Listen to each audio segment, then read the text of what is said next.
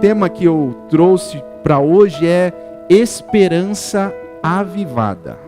E aí nós vamos compreender um pouquinho mais do texto da palavra de Deus, através do que Deus tem para nós nessa noite. Lucas capítulo 24, a partir do versículo 1 até o versículo 12. Vamos ler a palavra do Senhor com fé, com reverência e com atenção. Diz assim: Mas no primeiro dia da semana, na alta madrugada, foram elas ao túmulo, levando os aromas que haviam preparado. E encontraram a pedra removida do sepulcro. Mas ao entrarem, não acharam o corpo de Jesus. Aconteceu que, perplexas a esse respeito, apareceram-lhe 2 varões, com vestes resplandecentes. Estando elas possuídas de temor, baixando os olhos para o chão, eles lhe falaram: Por que buscais entre os mortos ao que vive? Ele não está aqui, mas ressuscitou. Lembrai-vos de como vos preveniu, estando ainda na Galileia. Quando disse: Importa que o Filho do Homem seja entregue nas mãos de pecadores e seja crucificado e ressuscite ao terceiro dia. Então se lembraram de suas palavras. Voltando do túmulo, anunciaram todas estas coisas aos 11 e a todos os mais que com eles estavam. Eram Maria Madalena, Joana e Maria, mãe de Tiago. Também as demais que estavam com elas confirmaram estas coisas aos apóstolos. Tais palavras lhes pareciam como delírio e não acreditaram nelas. Pedro, porém, levantando-se, correu ao sepulcro e, abaixando-se, nada viu, senão os lençóis de linho, e retirou-se para casa, maravilhado do que havia acontecido.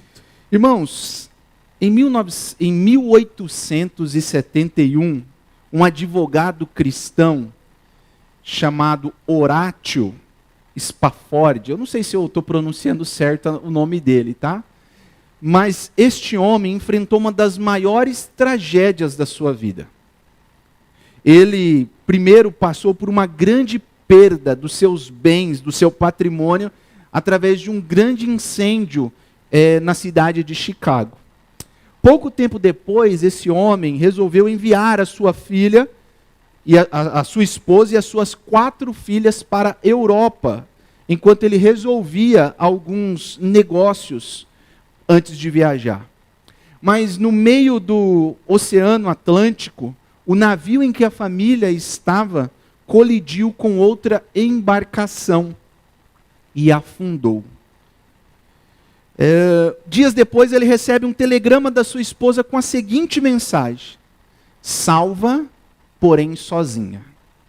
Suas 4 filhas haviam morrido. Devastado, ele embarca para encontrar a sua esposa, e quando ele está passando pelo local onde o navio havia afundado, o capitão lhe informa: aqui foi o lugar que as suas filhas morreram. Naquele exato lugar, diante da dor mais profunda, ele escreve as seguintes palavras: Se a paz mais doce me deres gozar, se a dor mais forte sofrer, ó, seja o que for, tu me fazes saber que feliz com Jesus sempre sou. Esse famoso hino, né? Que feliz com Jesus sempre sou. Como alguém pode dizer vai tudo bem quando tudo aparentemente dá errado? A resposta, irmãos, está na esperança que não depende das circunstâncias, mas de uma verdade eterna. Cristo ressuscitou. Estou dizendo isso porque o texto que nós lemos nos leva a pensar que estas mulheres também estavam diante de uma situação que elas imaginavam que havia chegado ao fim. Elas haviam preparado especiarias, elas haviam preparado os óleos para poder ir lá e preparar o corpo, passar no corpo, porque a mente delas estava nessa desesperança de que tudo havia acabado. A narrativa até o momento dessa crucificação de Jesus nos mostra que Jesus, ele começa o julgamento na sexta-feira pela madrugada ainda, na casa de Anás e Caifás. Dali ele é transportado para Pilatos, Pilatos manda para Herodes, Herodes devolve para Pilatos, e no fim, Pilatos reúne a multidão, chama Barrabás, e como era de costume na Páscoa, liberar um prisioneiro. Então a multidão grita, alvoroçada, incentivada pelos líderes religiosos para que soltem Barrabás e crucifiquem Jesus. Nós temos aquele episódio em que Pilatos lava as mãos e diz: o sangue deste homem não estará sobre as minhas mãos. E ali começa todo o trajeto de Jesus até a cruz do Calvário, o seu flagelo, o seu caminhar sangrento, a sua morte brutal, as pessoas cuspindo, caçoando.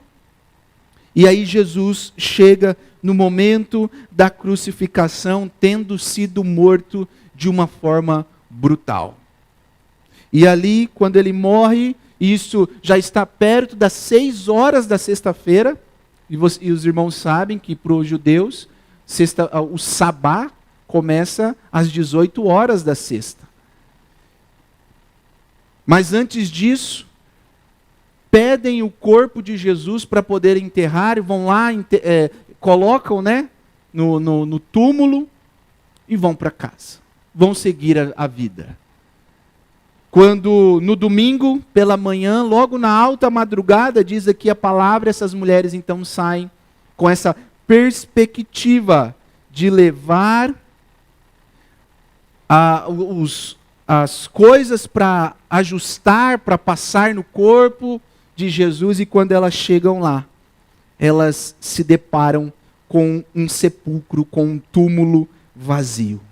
A pedra não estava lá, a pedra havia sido removida, o corpo não estava lá, e a história da humanidade, a nossa história, mudaria para sempre.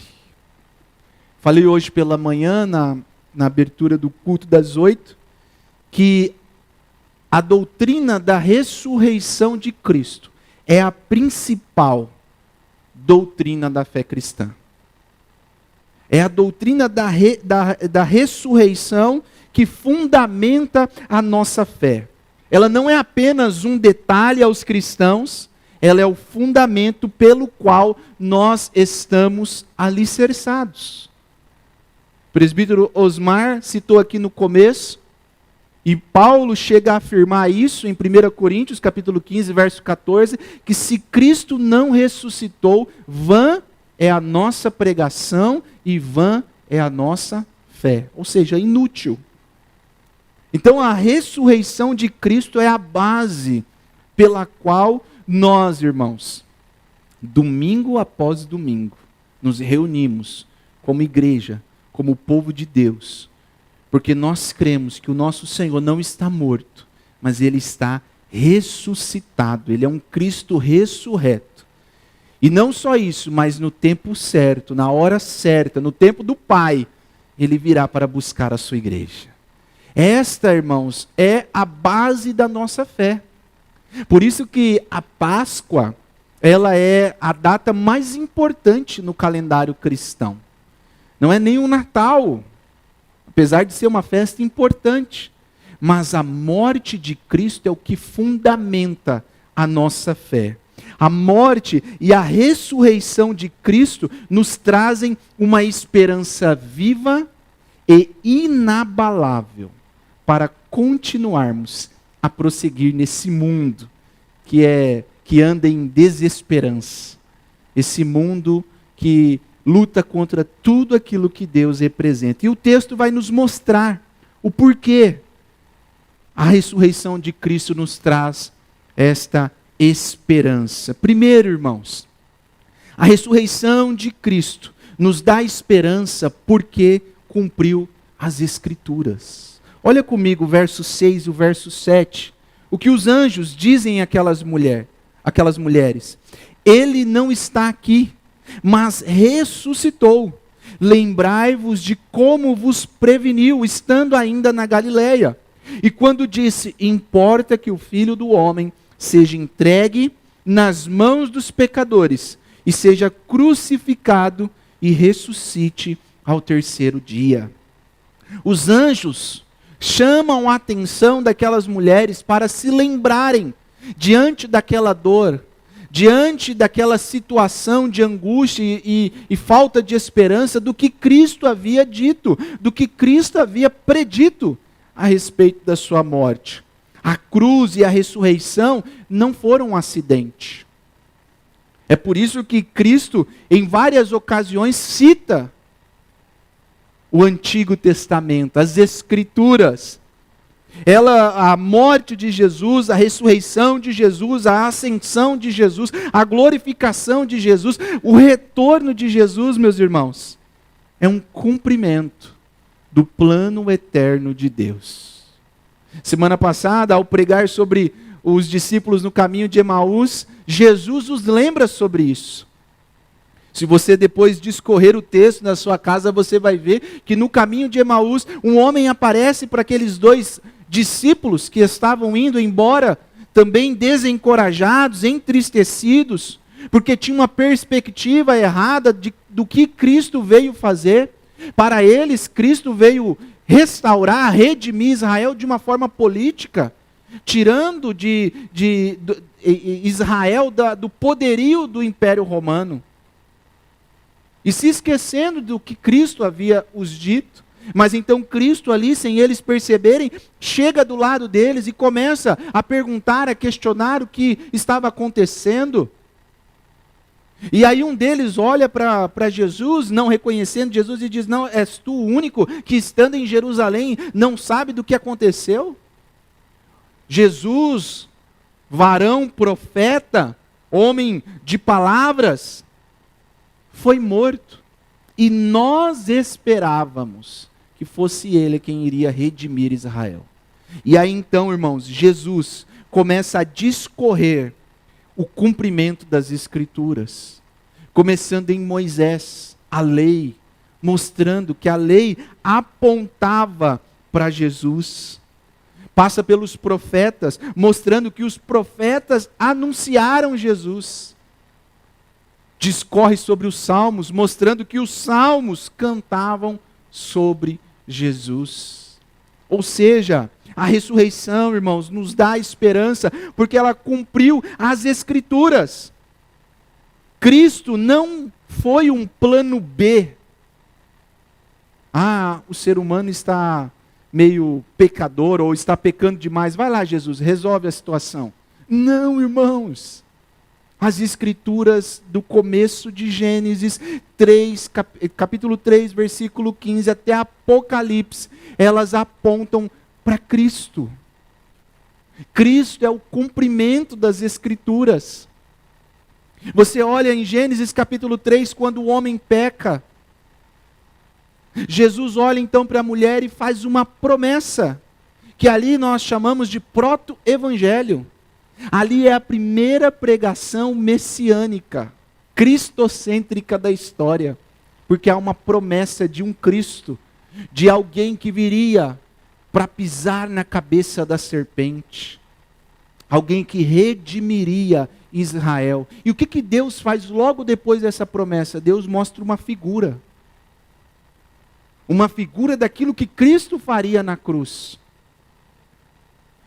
Deus pega um animal, sacrifica o animal, e o sangue do animal cobre como expiação o pecado de Adão e de Eva, mostrando que Cristo cumpriria perfeitamente isso na cruz do Calvário.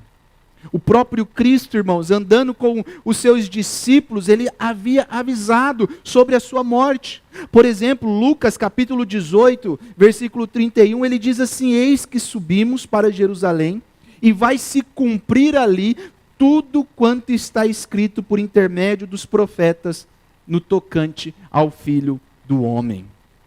Desde o Éden, meus irmãos, Deus já estava anunciando um Redentor.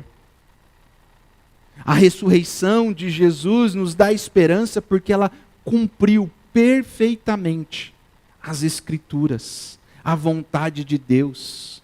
Tudo, irmãos, mostra para um lugar. Todas as coisas que vêm antes de Cristo e pós-Cristo, tudo culmina no clímax da redenção, que é Cristo na cruz do Calvário. Quando Cristo morre, e não só morre, mas quando Ele ressuscita, Ele está mostrando que Ele cumpriu perfeitamente as Escrituras. Tudo que foi dito, irmãos. É por isso que nós devemos nos alegrar nisso. Olha que profundo é isso, irmãos. Homens que escreveram milhares e milhares de anos antes de Cristo, já haviam anunciado aquilo que aconteceria. O Jó, o pastor citou hoje aqui, no capítulo 19, no versículo 25, ele diz: eu sei que o meu Redentor vive e no tempo certo se levantará. Salmos 16, irmãos, anunciam também que ele não viria à corrupção da morte. Cristo, irmãos, cumpriu cabalmente as Escrituras, e é por isso que a sua ressurreição nos dá esperança. Essas mulheres, então, ao ouvirem isso, no versículo 8 diz: então se lembraram das suas palavras. Das palavras de quem? De Jesus. Do que Jesus havia dito. E voltando do túmulo, anunciaram todas estas coisas aos 11 e todos os mais com que eles estavam. Elas relembram daquilo que Cristo havia dito. É interessante que os discípulos no caminho de Emaús também têm a mesma reação. Quando os olhos deles se abrem diante do partir do pão, o nosso Cristo ressurreto desaparece. Naquele momento um olha para o outro e diz: não nos ardia o coração enquanto Ele nos falava pelo caminho? Então imediatamente, já à noite, eles retornam para Jerusalém, a fim de anunciar as boas novas, a fim de anunciar que Cristo cumpriu as Escrituras. É por isso, irmãos, que em primeiro lugar, a ressurreição de Cristo nos dá esperança, porque ela cumpriu as Escrituras. Em segundo lugar, irmãos, porque nós temos esperança na ressurreição? Porque a ressurreição de Cristo venceu a morte. Olha o versículo 5, o que os anjos dizem também a essas mulheres. Estando elas possuídas de temor, baixando os olhos para o chão, eles lhe falaram: por que buscais entre os mortos ao que vive? Por que buscais entre os mortos ao que vive? Ou seja, irmãos, o que a ressurreição de Cristo faz? Ela nos dá esperança, porque ela venceu a morte. As mulheres foram ao túmulo com boas intenções, mas estavam com uma teologia equivocada. Elas amavam Jesus, mas desacreditaram de que Ele iria ressuscitar. Elas foram procurar um Jesus morto. Levaram consigo especiarias para o corpo, mas ao chegarem lá, se depararam com a notícia mais profunda e mais esperançosa que nós, como seres humanos, podemos receber, irmãos. Porque vocês estão buscando entre os mortos aquele que vive. A ressurreição de Cristo nos dá esperança porque Cristo venceu a morte. O nosso Jesus, irmãos, não está pregado no madeiro. O nosso Jesus não fugiu para as Índias, como algumas religiões acreditam. O nosso Jesus não está mumificado em uma tumba. O nosso Jesus está vivo, à direita do Pai, reinando sobre todas as coisas, mostrando que a morte não é o fim. É por isso, irmãos, que nós descansamos o nosso coração. É por isso que nós temos esperança. Porque a morte para nós cristãos não é o fim. Ela é o começo. Ela é o início de uma vida eterna ao lado do nosso Cristo. Muitas pessoas andam desesperançosas, sem esperança, angustiadas, pensando: e agora? Se eu morrer, e agora? Vai acabar. Irmãos, o cristão é aquele que se alegra, é aquele que regozija na ressurreição de Cristo, porque sabe que a morte não é o fim. Fechamos os nossos olhos aqui, do lado de cada eternidade, mas abrimos os nossos olhos do lado de lá da eternidade. E qual é a primeira coisa que nós veremos, irmãos? Pelo menos eu desejo, é ver o rosto do nosso Cristo. É ver o nosso Senhor. A ressurreição de Cristo nos dá esperança, porque Ele venceu a morte. É por isso, irmãos, que muitas vezes quando nós vamos a um ofício fúnebre, e tem lá uma pessoa que conheceu a Jesus, que viveu a sua vida para Cristo, que foi alcançada por Cristo, ali não é uma tristeza, por mais que a saudade fique, irmãos, mas ali é uma certeza de que aquela pessoa está com Cristo Jesus. E quando Jesus retornar, aquele corpo que ali está, vai ressuscitar, se unir novamente à sua alma e para sempre, com um corpo ressurreto, glorificado, um corpo igual ao de Cristo, estaremos com o nosso Senhor eternamente. Que maravilha, irmãos, que esperança é essa? O que nessa terra nos dá esperança? O que nessa terra pode cobrir a esperança que a ressurreição de Cristo nos dá? Dinheiro? Dinheiro acaba, irmãos. O dinheiro se esvai. Políticas? Irmãos, quantos governos entram e vão, entram e vão. É só Cristo, irmãos, que nos dá esperança, porque Ele venceu a morte. A morte já não tem mais domínio. E, aliás, Ele vencerá definitivamente, destruindo-a no seu retorno. O grande inimigo, mas para nós, irmãos, a morte já não tem mais domínio sobre nós, porque Ele venceu. Atos capítulo 2, versículo 24 diz: ao qual Deus ressuscitou, rompendo os grilhões da morte. Cristo rompeu, tirou do império da morte a minha e a sua vida. É isso que nos dá esperança de vivermos neste mundo, mesmo este mundo, irmãos, tão corrompido pelo pecado, este mundo que odeia Deus e tudo que Ele representa.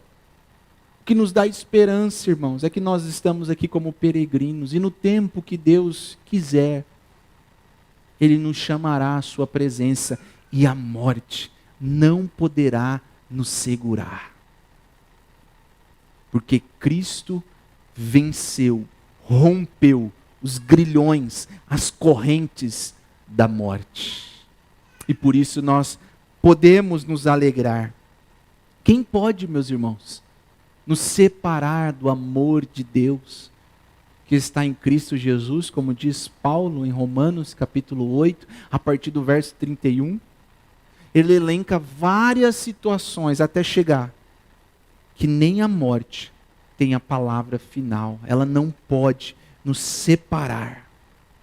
Por mais, irmãos, que o sofrimento aqui nessa terra seja doloroso, nós conhecemos pessoas que passam a vida cristã com uma doença, com uma enfermidade, com uma luta.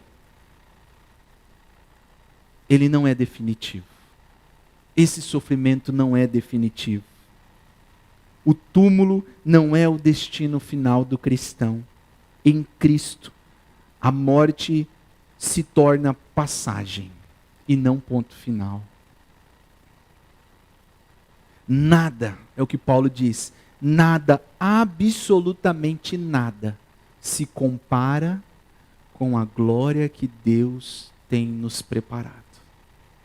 Se nós não pregarmos que Cristo ressuscitou, se não houver a pregação dessa doutrina da ressurreição de Cristo, meus irmãos, o que nós teremos não vai ser pregação, vai ser qualquer outra coisa.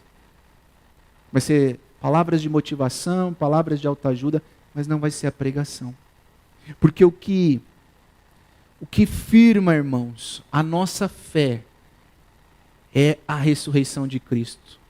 Lembre-se, irmãos, quantos irmãos nossos da igreja já morreram por crer fielmente nessa doutrina. Eu disse aqui uma vez, eu nunca me esqueço da cena daquele filme Paulo, Apóstolo de Cristo. Não está registrado na Bíblia aquela cena, até porque é uma ficção. Mas a gente tem inúmeras histórias de homens que passaram por aquilo. De quando as pessoas estão diante do corredor do Coliseu. O Coliseu está para ser aberto. Os leões estão para usar, fazer a sua hora do almoço com os cristãos. E aí está ali a cena, Lucas está preso em uma cela e outras pessoas, crianças, idosos, homens, mulheres estão em outra cela. E aí uma das crianças olha para Lucas, naquela cena, e aí Lucas responde, é só um segundo e você estará com Cristo. Irmãos, isso é profundo demais. Porque foi por essa doutrina e essa crença de que Cristo venceu a morte, e porque Ele venceu, nós também venceremos, que irmãos nossos se lançaram para serem mortos em coliseus, que irmãos nossos se tornaram postes ambulantes. Quando Nero pegavam os cristãos, empalavam eles, jogava pinche neles e colocava fogo e iluminava as ruas de Roma com corpos de cristãos sendo queimados. Meu irmão, quantos irmãos nossos nesse momento? Essa semana fui relembrado por um vídeo daqueles cristãos que foram assassinados por aqueles terroristas do ISIS, todos ajoelhados, e as suas cabeças arrancadas. Mas eles não negaram, eles sabiam que a dor ali era só um momento, mas que a glória eterna era muito maior. Meu irmão, a ressurreição de Cristo nos dá esperança, porque Ele venceu a morte. Você crê nisso fielmente? A sua fé está alicerçada. Se hoje alguém chegar para você e pedir para você negar a Cristo em troca da sua vida, meu irmão, qual será a sua resposta diante desta doutrina?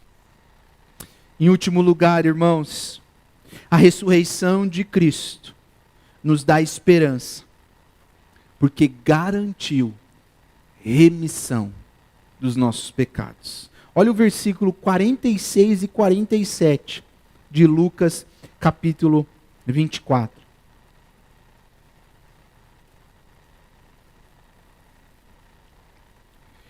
E lhes disse, assim está escrito, que o Cristo havia de padecer e ressuscitar dentre os mortos no terceiro dia, e que em seu nome se pregasse arrependimento para remissão de pecados de todas as nações, começando de Jerusalém. Vós sois testemunhas destas coisas. O que está sendo citado aqui pelo próprio Cristo? É Isaías capítulo 53.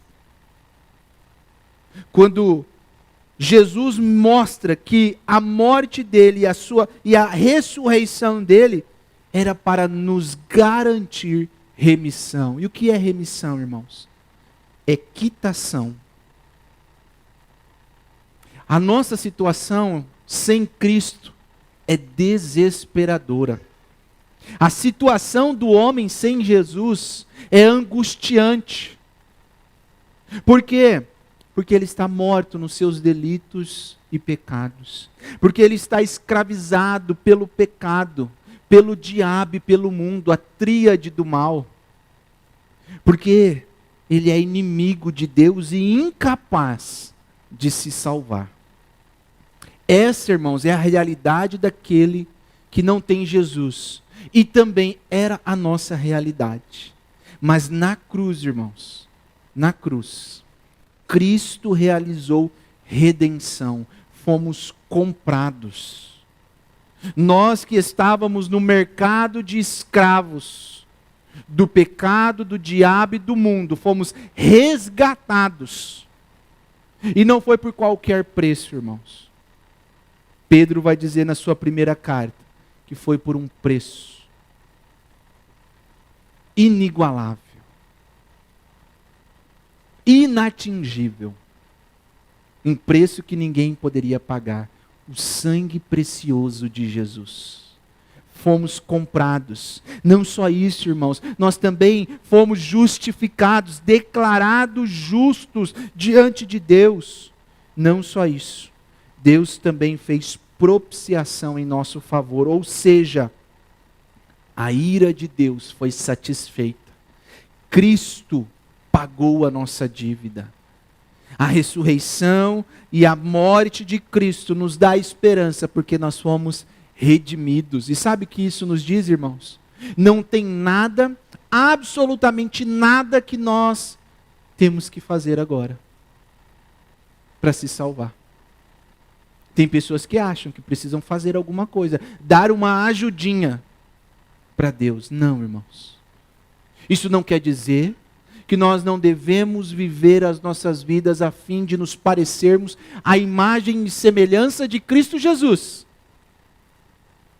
Mas nada, irmãos, nenhuma boa ação, nenhuma obra nossa é meritória ao ponto de nos ajudar a nos redimir perante Deus.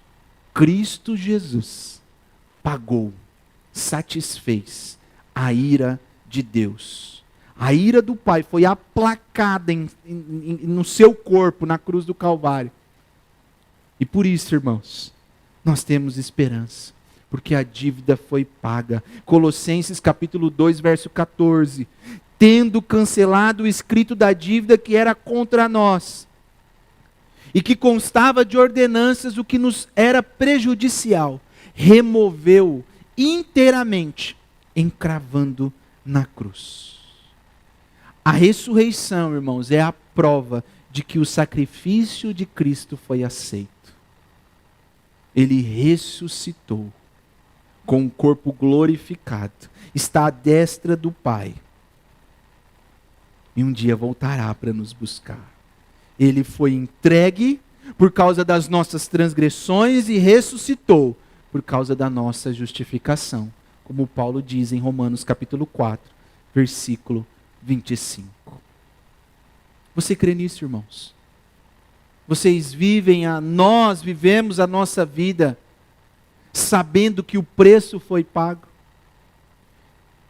que a ira de Deus foi satisfeita na cruz do Calvário, ao participarmos da mesa, do corpo, do sangue de Cristo, nós nos lembramos desta verdade, que não tem nada que nós podemos fazer para nos salvar.